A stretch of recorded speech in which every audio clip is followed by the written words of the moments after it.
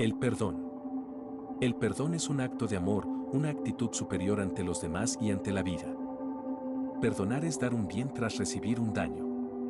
Es una forma especial de entrega y eleva al ser humano. No soy una ingenua, no ignoro la dificultad de perdonar determinadas conductas. No.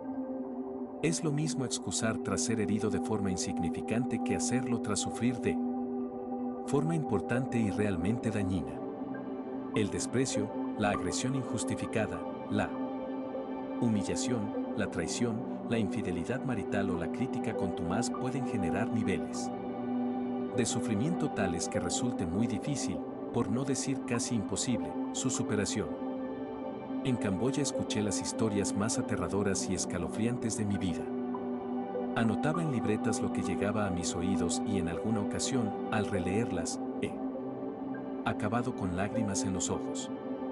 Quería ayudar a aquellas niñas prostituidas que habían padecido cruelmente, pero no sabía cómo encontrar una salida a su sufrimiento. Desde siempre he pensado que los psiquiatras y psicólogos ayudamos a la gente que sufre herida o bloqueada a encontrar una salida, pero en Camboya no sabía desde dónde articular la terapia. Un día conocí a Mii, ella me dio una solución. Conocí a Mii en un día plomizo y caluroso de agosto. Somalí, 8, me había hablado de una casa en los montes de Camboya que albergaba un centro para chicas muy jóvenes. Al llegar al centro lo que observé se quedó plasmado en mi retina. Las niñas vestían igual, para no marcar diferencias, una camisa y pantalón de tipo floral hawaiano.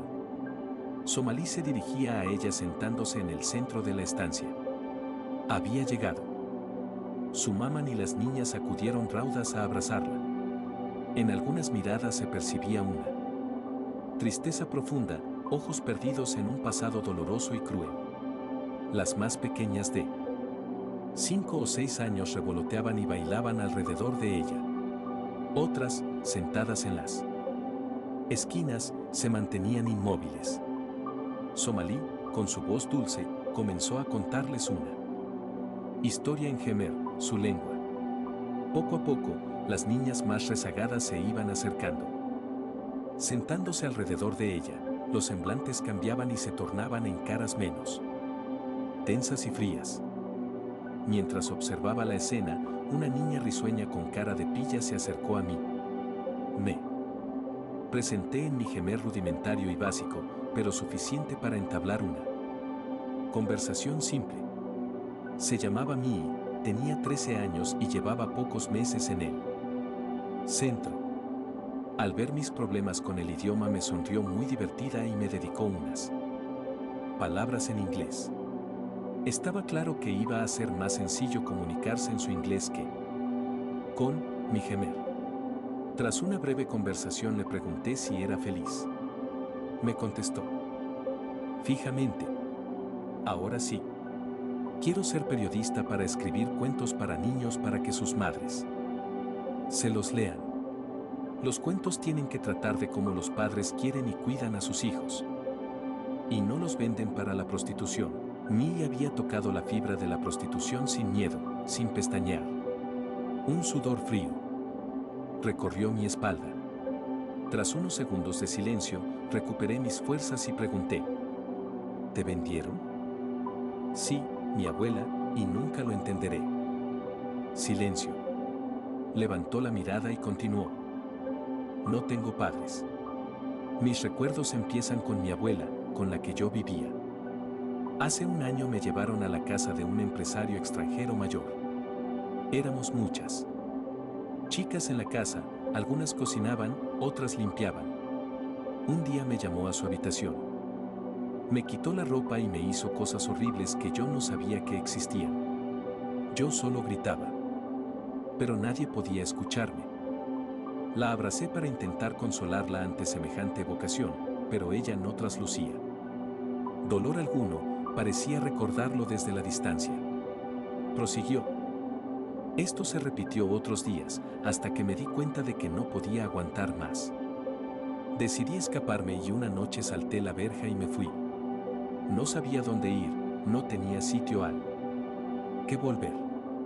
Recordé que hacía tiempo había conocido a un señor de la India que nos traía arroz al barrio cuando no teníamos comida. Era un hombre bueno. Me fui a la casa donde vivía. Era un misionero. Yo nunca había oído hablar de Christians. Él me habló de su Dios y de cómo murió en una cruz. Yo no he sido educada en ninguna religión, pero me interesó su historia y pregunté, ¿cómo lo superó? Su respuesta fue, les perdonó. Comencé a acudir por las mañanas a la pequeña capilla cercana y hablaba con ese hombre puesto en una cruz de madera. Le pedía que me ayudara a perdonar para librarme de la angustia y de la rabia. Un día, mientras estaba sentada en el suelo, me di cuenta de que ya no sentía odio ni enfado. He perdonado al extranjero. Desde ese día mi vida ha cambiado. Empiezo a vislumbrar, emocionada, una solución viable a tanto dolor. Continuó. El misionero se estuvo informando sobre cuál era el mejor lugar para llevarme. Finalmente decidimos denunciarlo a la policía, que fue la que me trajo aquí. Días después conocí a Somalí. Ahora soy feliz.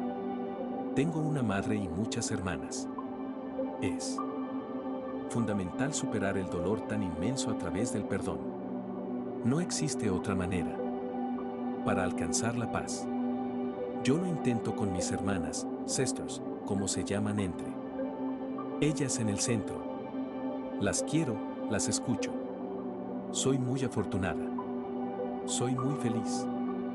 Hablé con Mi largo y tendido. Me resultaba impresionante como el poder del perdón había sanado sus heridas más profundas.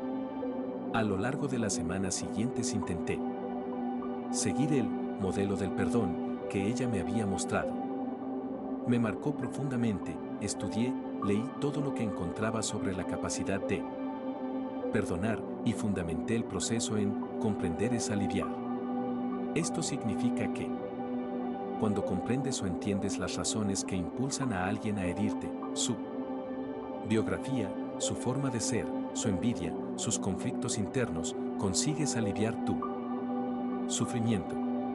En el caso de Mi, ella, rabiosa contra su abuela que la había vendido, me decía. Ella, ante la desesperación de no tener nada, buscó una solución fácil, sin maldad, para que mis hermanas tuvieran de qué comer.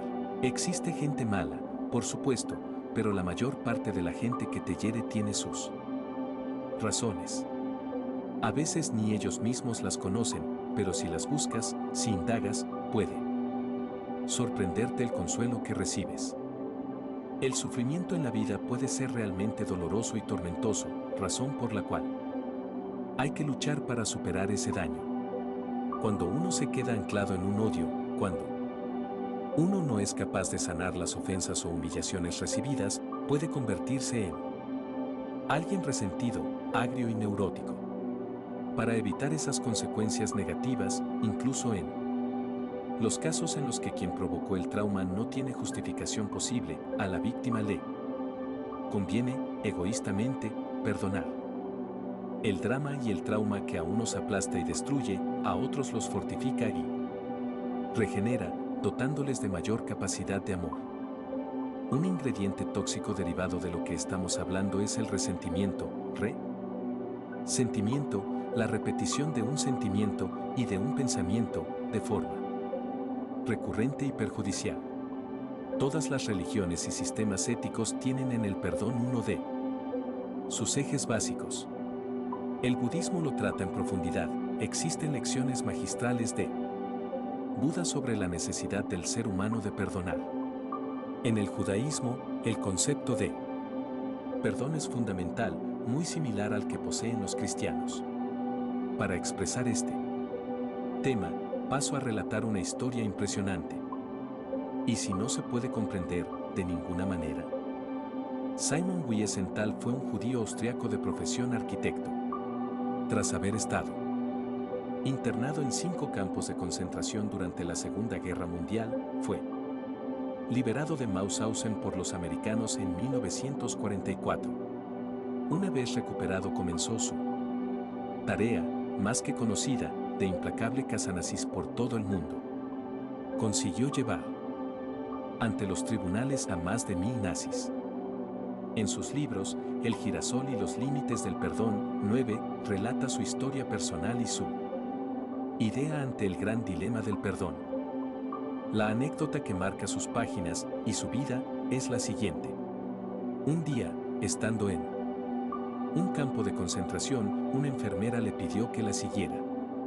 Fue llevado a una habitación donde un joven de las SS, Karosado, moribundo de 21 años, le hizo una petición peculiar. Había recibido una bala mortal y estaba agonizando. Karl, vendado casi totalmente, sin apenas poder hablar, solicitó a la enfermera que le trajera a un judío antes de morir porque quería hablar con él. Durante las horas que siguieron, Saman se mantuvo al lado del joven quien le iba relatando su vida.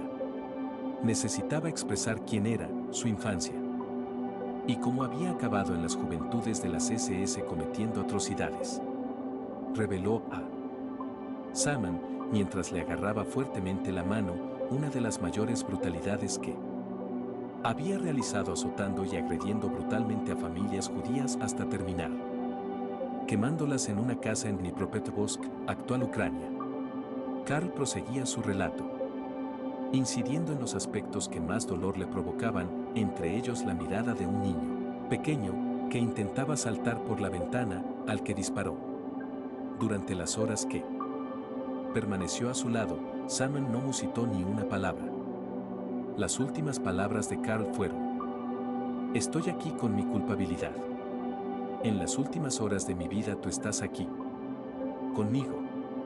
No sé quién eres, solamente sé que eres judío, y eso es suficiente. Sé que lo que te he contado es terrible. Una y otra vez he anhelado hablar sobre ello con un judío y suplicar su perdón. Sé que lo que estoy pidiendo es demasiado para ti, pero sin tu respuesta no puedo morir en paz. 10. Saman no lo resistió y salió por la puerta. Su libro ahonda esta cuestión: ¿debería haberle perdonado? Fue mi silencio al lado del lecho de aquel nazi moribundo. ¿Arrepentido, correcto o incorrecto? Esta es una profunda pregunta moral que desafía la conciencia. El meollo del asunto es la cuestión del perdón. Olvidar es algo de lo que solamente el tiempo se ocupa, pero perdonar es un acto de la voluntad y solamente él que sufre está calificado para tomar la decisión. La situación que he descrito provocó en Saman un gran dilema moral sobre la culpa, la capacidad de perdonar y el arrepentimiento. En la segunda parte del libro, Los límites del perdón, entrevistó a 53 pensadores, intelectuales, políticos, líderes religiosos, judíos, cristianos, budistas, testigos de los genocidios de Bosnia, Camboya, Tíbet y China, sobre qué habrían hecho en su lugar. 28 de ellos respondieron que no serían capaces de perdonar, 16 hablaron de que sí era posible y 9 no tenían clara su postura. De los que sí apostaban por el perdón, la mayoría eran cristianos y budistas. La posición del Dalai Lama basándose en el drama del Tíbet era de apoyo al perdón, pero sin olvidar para que nunca jamás puedan volver a suceder atrocidades semejantes. Este libro, que no llega a ninguna conclusión en este tema porque en última instancia se trata de un tema de conciencia, representa un clásico sobre el perdón y la reconciliación desde diferentes puntos de vista, tanto religiosos como personales. Perdonar no significa aceptar que lo que la otra persona cometió fuera aceptable o comprensible. En ocasiones el crimen es tan atroz e inhumano que no existe forma de descifrar la conducta del otro para que ello produzca un alivio. Pese a todo, aún en esos casos el perdón es necesario porque el dolor que genera no merece estar anclado en tu mente. Por culpa de esa herida, de ese veneno, de ese resentimiento, puedes convertirte en alguien amargado al no ser capaz de soltarlo. Perdonar alivia el dolor causado, evita el resentimiento y, por ello, abre a la víctima las puertas del futuro, que, sin él, estarían inevitablemente cerradas. La capacidad de perdonar es exclusiva de la víctima, no. Depende del arrepentimiento de quien provocó la ofensa. El perdón libera de cargas y ayuda a seguir adelante aunque la causa sea terrible, aunque el que la provocó no se arrepienta. En mi experiencia clínica, siempre compensa. El perdón es un trampolín, un puente seguro para la liberación del dolor, pero en ocasiones puede resultar imposible. Perdonar es ir al pasado y volver sano y salvo. Si no perdonamos, si no somos capaces de purificarnos, podemos quedarnos anclados en el rencor, el odio y en la revancha. En la revancha decido que quiero devolver la ofensa al otro, quiero que sufra y que le sucedan cosas negativas. En el rencor, me mantengo herido, apuñalado y no soy capaz de olvidar y superarlo. Si esto no sucede, seremos incapaces de recuperar la paz y el equilibrio. ¿Cómo perdonar? Aceptar lo que ha pasado. No negar la realidad. Intentar comprender lo que ha sucedido con perspectiva. A veces somos protagonistas de algo ajeno donde no hemos podido intervenir de ninguna manera. La vida conlleva injusticias y complicaciones que no podemos controlar. Intentar alejar la imagen del escenario mental usando, por ejemplo, técnicas como el EMDR. El EMDR, desensibilización y reprocesamiento por los movimientos oculares, a Movement Desensitization and Reprocessing, fue descubierto por Francine Shapiro en 1987. Es un abordaje psicoterapéutico y una técnica empleada para trabajar el trastorno de estrés postraumático. Integra elementos de diferentes enfoques psicológicos. Usa la estimulación bilateral mediante movimientos oculares, sonidos o tapping, golpecitos, por los que se estimula un hemisferio cerebral cada vez. El EMDR presenta múltiples estudios de validación científica. Es útil para pacientes con traumas severos, muertes, atentados, abusos psicológicos o físicos, u otros eventos difíciles que han bloqueado al paciente por alguna u otra razón. Lo empleé en Camboya con resultados muy satisfactorios. Trabajar el nivel de autoestima. La capacidad de perdonar, de sobreponerse a la rabia, a la sed de venganza o a la autocompasión es propia de las personas que poseen fortaleza interior. Si ante un acto grave quien lo sufre es capaz de sobreponerse y perdonar, está haciendo una exhibición de seguridad en sí mismo, propia de alguien con autoestima sana. Ser optimista. A veces requiere tiempo, pero el simple hecho de saber que se puede crecer ante el dolor, la esperanza de superarlo, puede resultar un bálsamo para aliviar las heridas. Evitar anularnos con sentimientos de culpa. Cuidado con convertirnos en víctimas. Hay personas que ante una fatalidad se encierran en sí mismas y evitan progresar. Acudir a hechos pasados para autojustificarnos una y otra vez nos acaba enquistando, deteniendo nuestra trayectoria vital. Mirar hacia adelante. A perdonar se aprende cuando a uno le han tenido que perdonar. Es un ejercicio sano rebuscar en nuestro pasado reciente, en nuestra propia vida, el perdón de otros. Ver a la otra persona como digna de compasión. Decía Juan Pablo II, no hay justicia sin perdón, no hay perdón sin misericordia. Hay que tratar de sustituir lo negativo por sentimientos poderosos como la compasión y la misericordia.